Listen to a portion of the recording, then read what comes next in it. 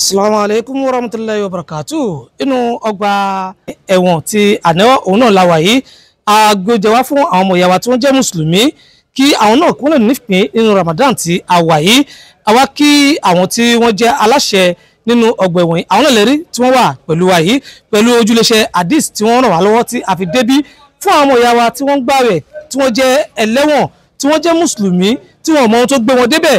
Ìdí nìyí tí ẹ ṣe náfààní tí ẹ fi rí wa oúnjẹ la kó wá síbí fún àwọn ọmọ ìyá wa tí wọ́n jẹ́ mùsùlùmí tí ẹ bá náfààní tí ẹ bá ń gbọ́ wa ẹ̀yin tẹ́ wà ń lé ẹ dákun ẹ má jẹ́ kí á gbàgbé àwọn ọmọ ìyá wa tí ebi ń pa tí à ń jẹ tí wọ́n jẹ́ mùsùlùmí.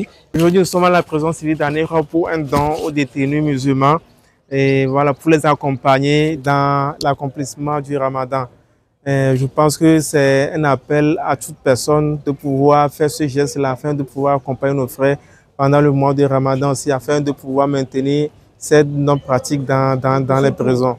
Et je vous remercie, qu'Allah nous assiste, qu'Allah nous assiste. Merci aussi aux autorités qui nous accompagnent dans tous ces gestes-là.